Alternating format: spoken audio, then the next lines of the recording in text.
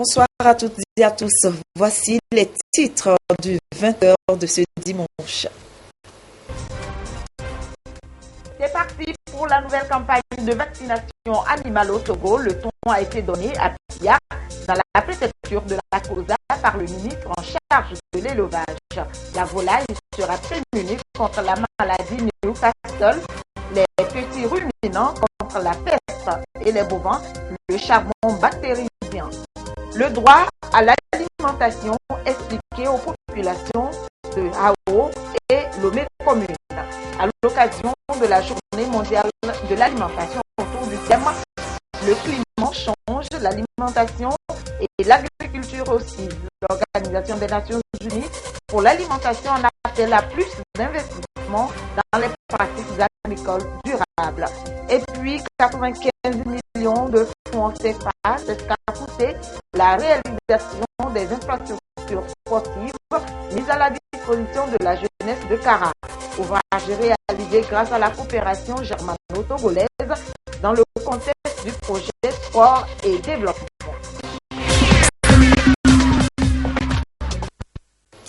Voilà pour le sommaire et merci de nous rejoindre pour ce nouveau journal.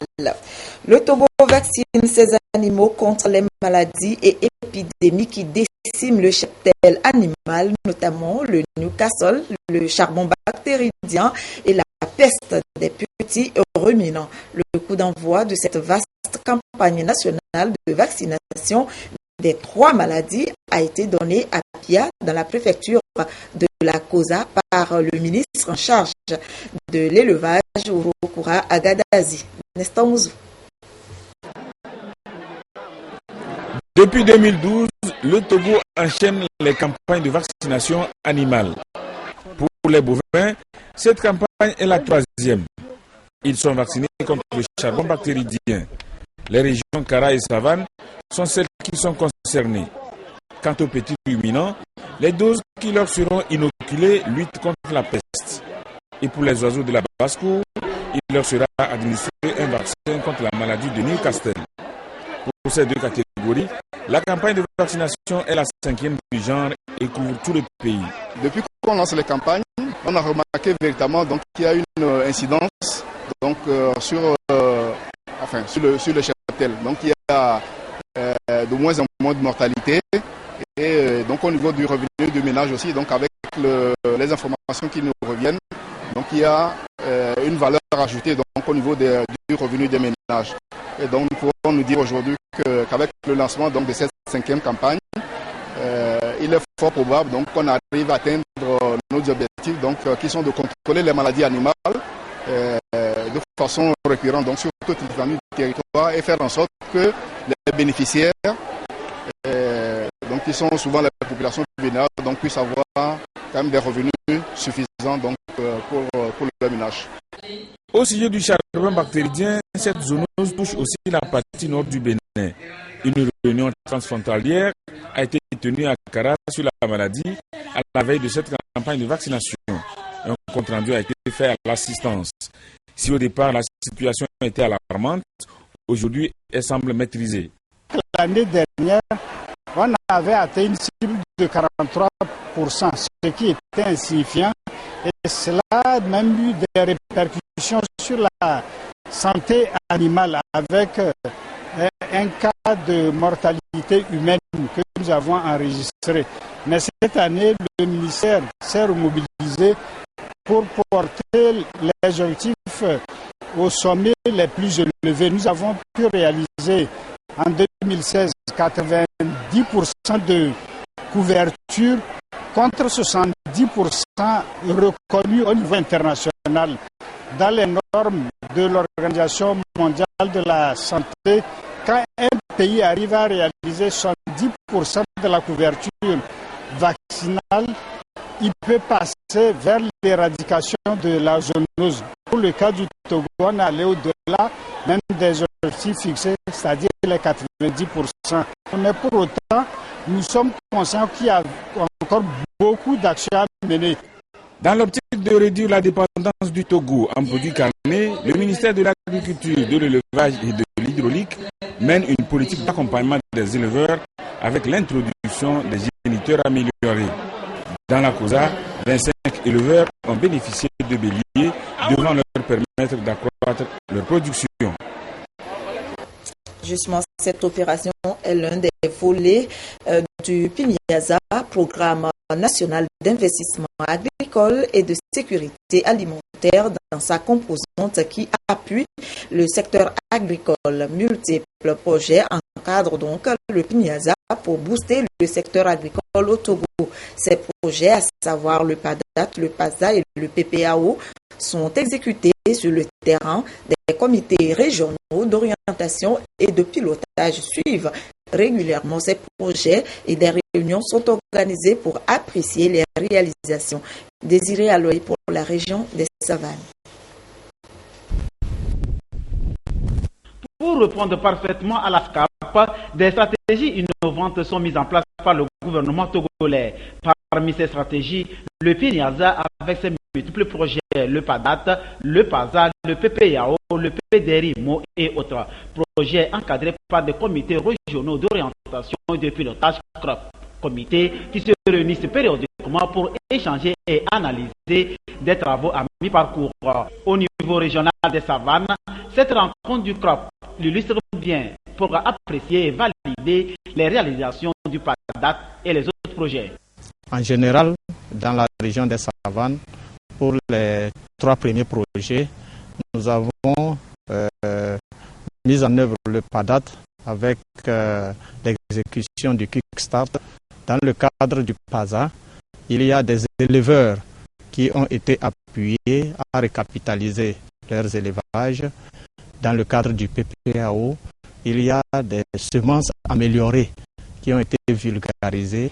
Nous avons constaté que pour certains projets, le PTBA n'a pas été exécuté à fond parce que le projet va à terme. Nous allons profiter pour demander aux différents membres du comité qu'est-ce que nous pouvons faire. Sur le terrain, les producteurs apprécient les projets.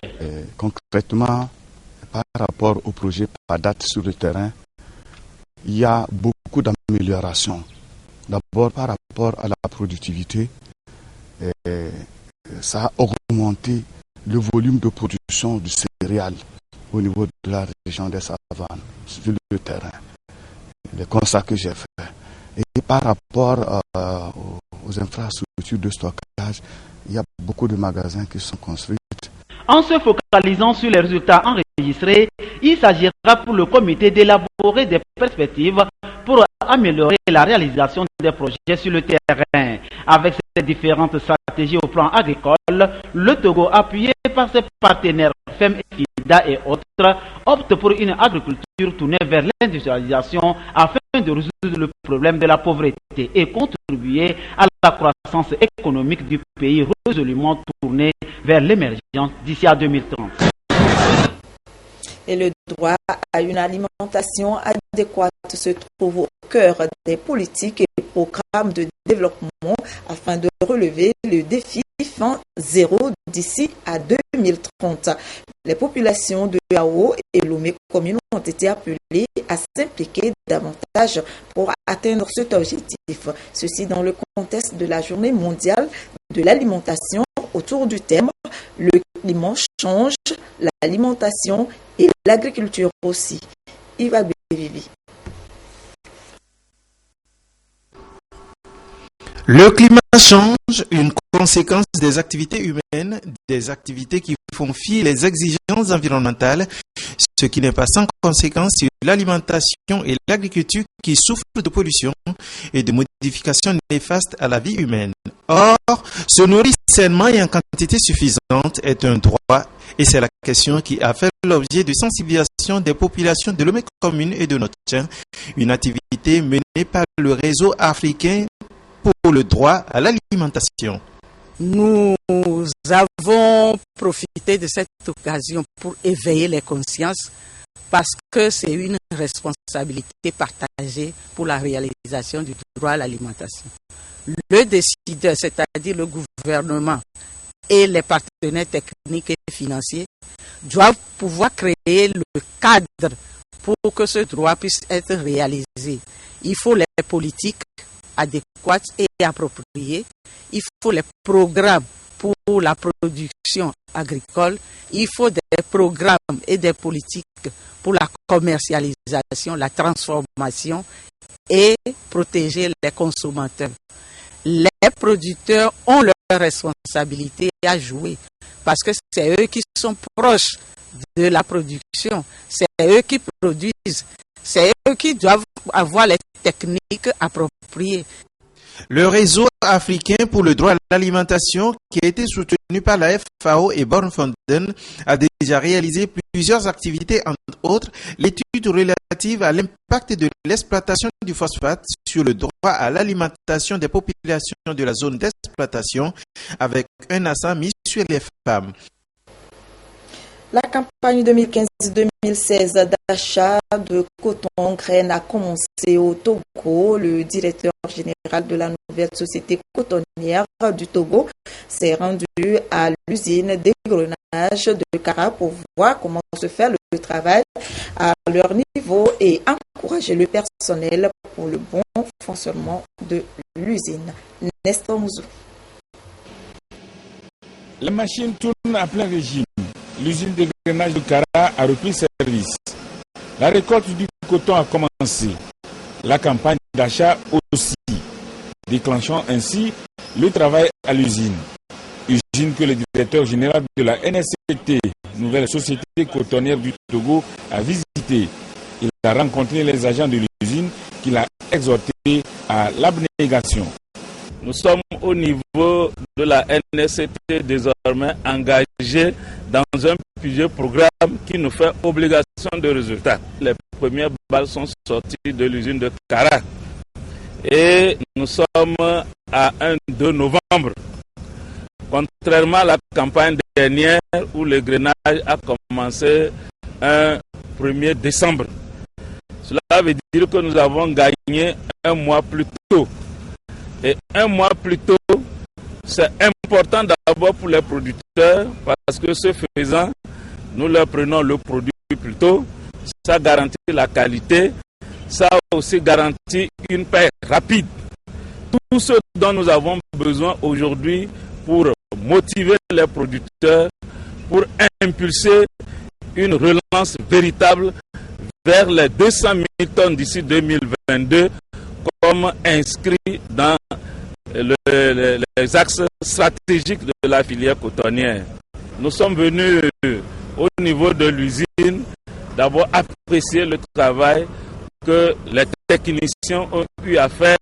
Donc c'est pour les encourager et pour les motiver à beaucoup plus d'ardeur.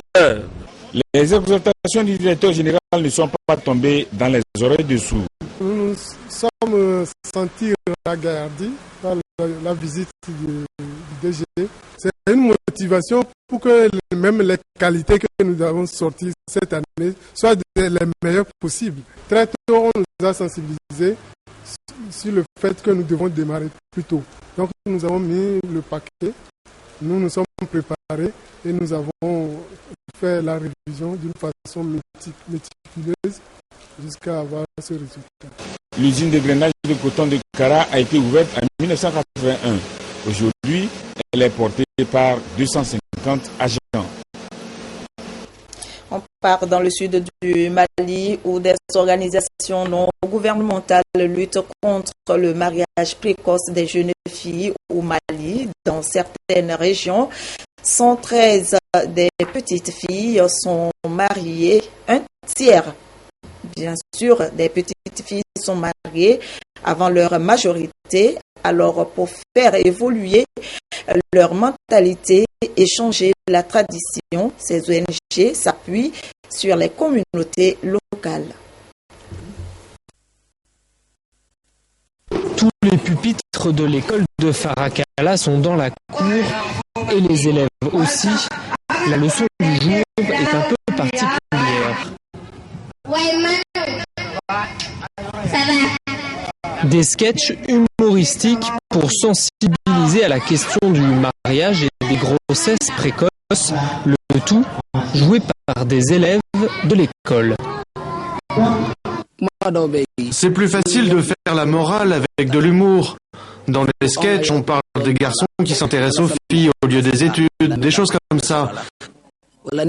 Comme on est aussi des élèves, on peut en parler plus facilement aux autres. Le lendemain, nous retrouvons les petits acteurs en pleine leçon de mathématiques, mais en fin de matinée, les voilà devenus professeurs. Donc, il y aura 3 volets, les conséquences sociales, les conséquences scolaires et les conséquences économiques de la grossesse précoce. C'est bien compris? Je m'appelle Aminata Sangaré et je suis sensibilisatrice à l'école de Farakala. Utiliser les jeunes et l'éducation comme moyen de prévention, c'est le pari de l'ONG Save the Children qui appuie les activités des écoles de la région. D'accord. Plus les filles restent à l'école, ça retarde le mariage précoce. C'est pour cela que nous faisons constater, c'est de faire en sorte que les communautés comprennent l'importance du maintien de la fille en classe, de les laisser étudier et de se marier plus tard. Dans cette région du Mali, 60% des filles ne vont pas à l'école. Fatma est tombée enceinte à 17 ans. Elle a eu du mal à reprendre les cours. Quand j'ai accouché, je devais m'occuper de l'enfant, faire les biberons. Je n'avais plus le temps de venir en classe. Avoir eu cet enfant à cet âge-là, ça a été très compliqué. Je discute de ça avec mes amis et je leur dis de ne pas faire la même erreur. Ce projet est encore récent, difficile d'en mesurer l'impact, mais il va être étendu à d'autres écoles de la région.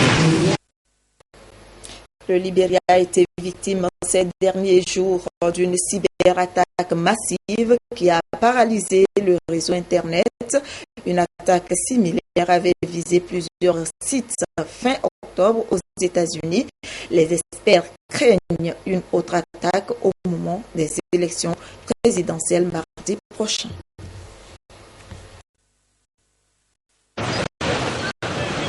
L'attaque a visé l'unique câble Internet du Libéria, que l'on voit ici en train d'être installé. Un câble sous-marin comme il en existe sous l'océan Atlantique ou le Pacifique, et qui relie en réseau le monde entier. Concrètement, pendant plusieurs jours, les coupures intempestives régulières et prolongées dans l'accès au web se sont multipliées. La technique utilisée n'est pas sans rappeler l'opération du 21 octobre dernier, une attaque d'ampleur qui visait à saturer des serveurs américains. Depuis le mois de juillet, on observe qu'un acteur étatique essaye de tester un outil de déconnexion de la totalité d'un pays ou de déconnexion de la totalité d'un opérateur réseau de l'Internet. Mais alors, pourquoi s'en prendre au Libéria? D'après les experts en cybersécurité, les attaques contre ce pays d'Afrique de l'Ouest, où seulement 6% de la population est connectée à Internet, seraient en réalité un test grandeur nature, en vue d'une attaque bien plus puissante, visant par exemple à paralyser les câbles Internet transatlantiques. Les plus alarmants évoquent la journée de l'élection présidentielle aux États-Unis. Ce sont des acteurs qui vont avoir plutôt intérêt à montrer qu'ils ont la capacité de faire une attaque que de faire l'attaque elle-même. On est dans une situation un peu de dissuasion. C'est quelque chose à prendre en compte dans les calculs stratégiques de ces différents États. Pour l'heure, personne ne sait qui est derrière l'attaque contre le Libéria, qui sont ces hackers qui veulent tester les défaillances du réseau ou ceux qui les dirigent pour des raisons plus mercantiles ou stratégiques. Mais au rang des puissances en pointe dans la cyberguerre, la Russie tient le haut du pavé. J-2 donc pour les élections aux États-Unis. Dans cette dernière ligne droite, les deux principaux candidats se concentrent sur les États indécis, Donald Trump et Hillary Clinton. Chacun, dans leur style, mène une course folle pour convaincre les électeurs d'aller voter et de faire surtout le bon choix.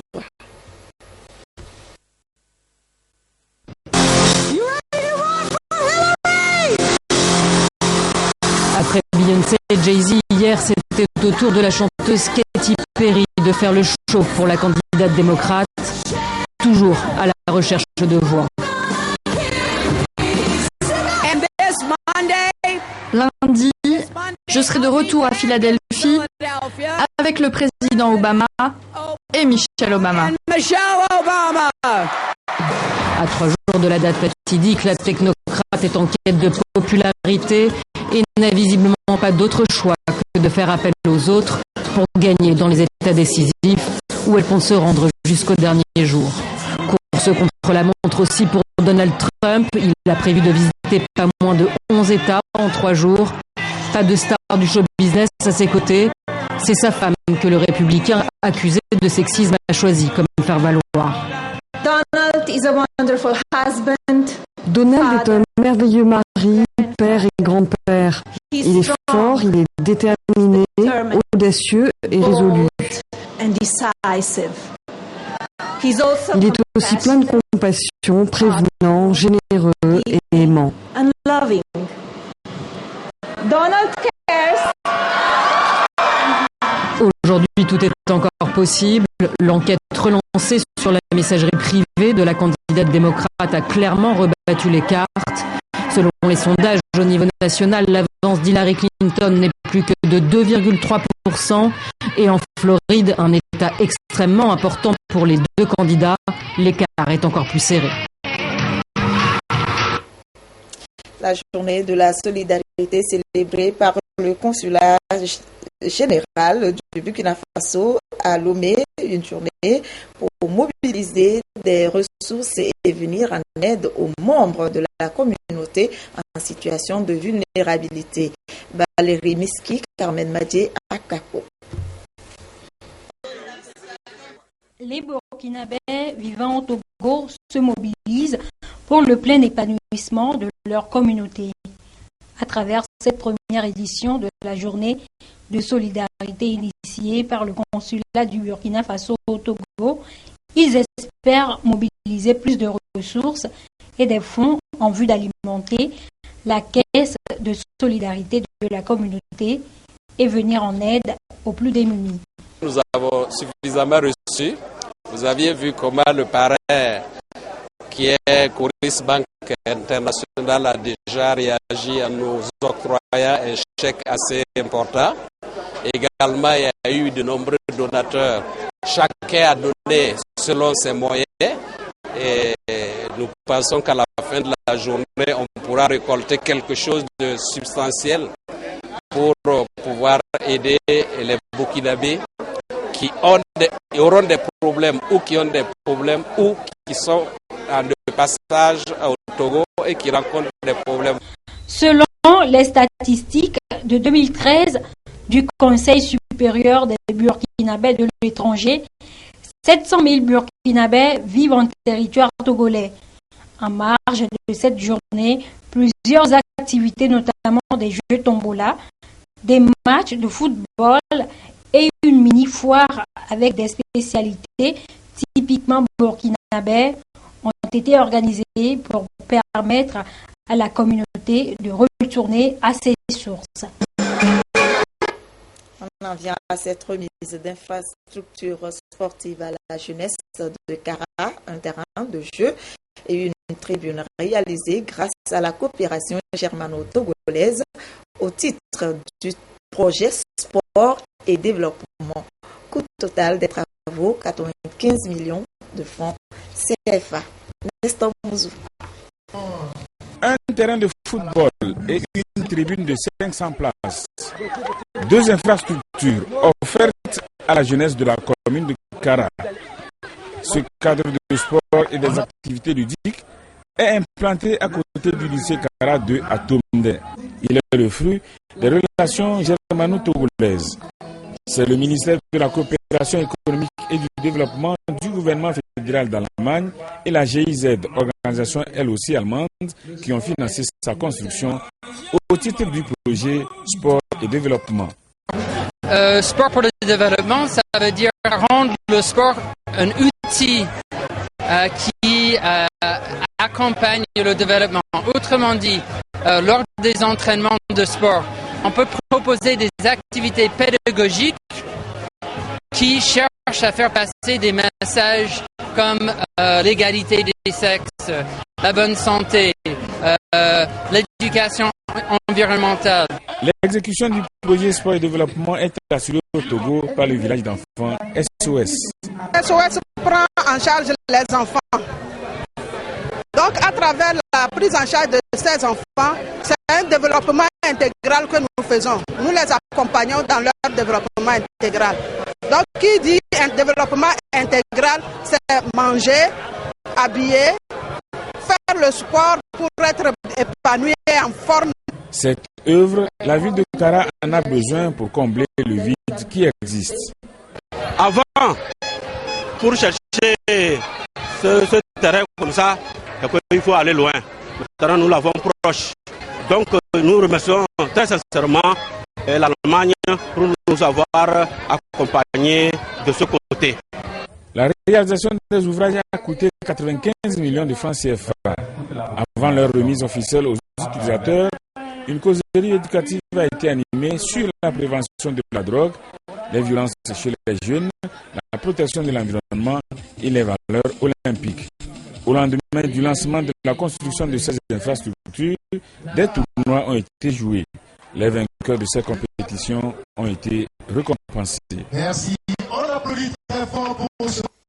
Le gouverneur de la province de Namur en Belgique en visite au Togo s'est rendu dans la région centrale, visite qui a trait au projet de naissance d'une coopération entre la province de Namur et ses préfectures.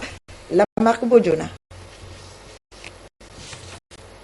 Cette visite qui s'inscrit dans le cadre d'une coopération entre la province de Namur et les préfectures de Sotouboua et Blita a d'abord conduit le gouverneur de la province de Namur et sa suite à Sotouboua où ils ont visité le centre hospitalier préfectoral et la ferme semencière de la localité. Il s'agissait de toucher du doigt la réalité des problèmes qui existent dans ces services en vue de leur trouver des remèdes. Le Togo et la Belgique sont des pays amis. Namur est une grande province et ce qui est au Togo peut intéresser également la province de Namur. Donc il vient pour voir ce que nous sommes. Il vient pour constater ce que nous avons fait, ce que nous continuons de faire. Il vient constater les efforts du gouvernement togolais. Et à partir de là, nous pouvons voir dans quelle mesure on peut renforcer davantage les relations entre la province de Namur et la préfecture de Blita et la préfecture de Sotouboua. Je vais rentrer chez moi et je vais parler. Je vais parler du Togo, je vais parler de ce que j'ai vu, de ce que j'ai rencontré. Je vais parler de vous toutes et vous tous qui m'avez si gentiment accueilli, qui m'avez montré votre réalité, qui m'avez montré votre vie quotidienne, qui m'avez montré les difficultés, mais aussi ce qui va bien, ce qui est beau au niveau des produits, votre fierté de votre culture. Et puis je vais dire que le Togo est un pays qui mérite que les Belges et les Namurois, la province de Namur, s'y intéressent et viennent peut-être effectivement le découvrir, qu'on ne le connaît pas assez. Et puis les invitations m'ont été lancées pour des projets. Et bien là, j'ai dit que je n'étais pas un magicien, mais voir comment ces projets peuvent chez nous, le cas échéant, avoir une oreille favorable et que l'on puisse vous accompagner si c'est possible à l'avenir. À Blita, le gouverneur et sa suite ont visité le centre hospitalier préfectoral, le lycée, la coopérative des femmes transformatrices de manioc à Blita Village, à Tchangaïde et le parc Potamocher. Les préfets de Sotouboua et de Blita ont dans leur mot de bienvenue témoigné témoigner leur reconnaissance à leur hôte pour leur visite qui témoigne de leur amour et leur souci à œuvrer pour le bien-être des populations de Sotouboua et de Blita. Après 2 ans de formation pour certains et 3 ans pour d'autres, les élèves stagiaires en fin de cycle à l'École nationale d'administration ENA se sont retrouvés hier pour la soirée des lauréats dénommée la Nuit des Énarques. Moment de retrouvailles pour sceller la convivialité, l'amitié et la culture de l'excellence observée au cours de leur formation à l'ENA. Bon souvenir donc gravé dans les mémoires. Serge Tastom, Gérard Lagoutou.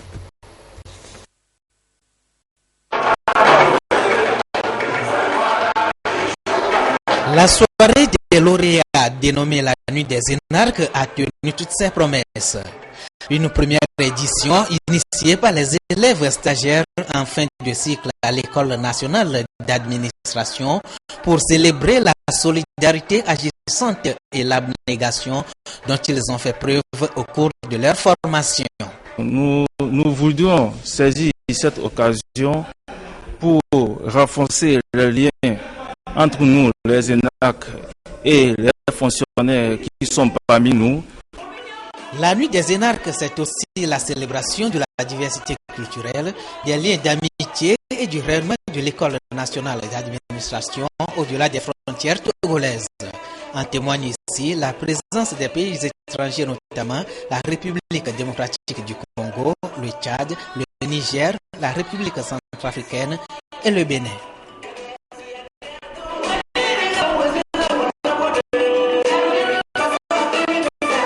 Nous mettons un accent sur la franche collaboration afin que nous puissions partager un lien très fort entre nous parce que nous appartenons à la même sous-région, nous sommes tous des Africains et appartenant à des administrations différentes. Ça peut servir demain quand nous nous retrouverons dans d'autres instances supérieures. Pour cette promotion 2016, ils sont au nombre de 150 lauréats dans une dizaine de filières. La direction de l'ENA et celle du travail ont appelé le corps enseignant à affûter ses armes et faire des apprenants des oiseaux rares au sein des administrations. Message d'action de grâce en hommage aux chants de mer, une prière de remerciement à Dieu pour la vie de tous qui agissent en mer au service des populations.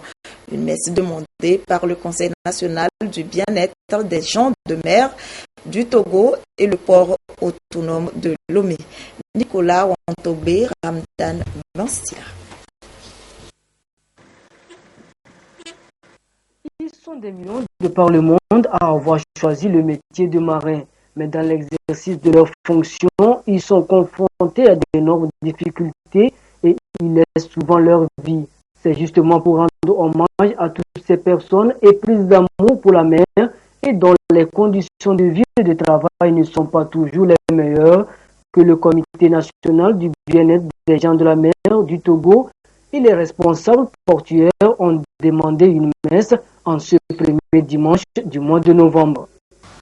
C'est une vie professionnelle difficile. Nous avons estimé bon de prier pour eux, demander au Seigneur de les accompagner durant leur sacerdoce.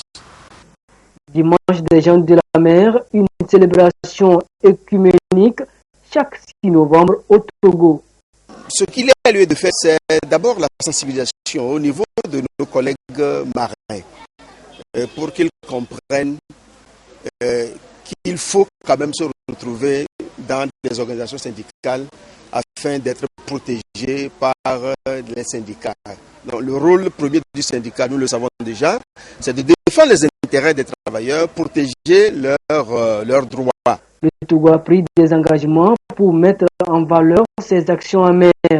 En guise de souvenir, ce jet de fleurs à la mer en mémoire des disparus.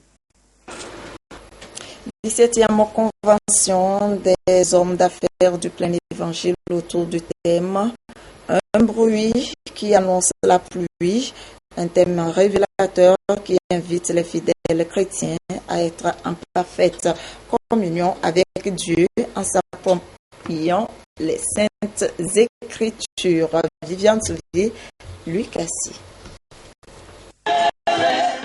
Créer une occasion de communion fraternelle entre chrétiens laïcs de toutes les dénominations et sauver des âmes pour Jésus-Christ dans tous les pays, c'est les valeurs promues à cette 17e convention nationale de la communauté internationale des hommes d'affaires du plein évangile du Togo. À travers les prières, les prédications et les louanges, les participants se sentent aguerris pour accomplir l'œuvre du Seigneur.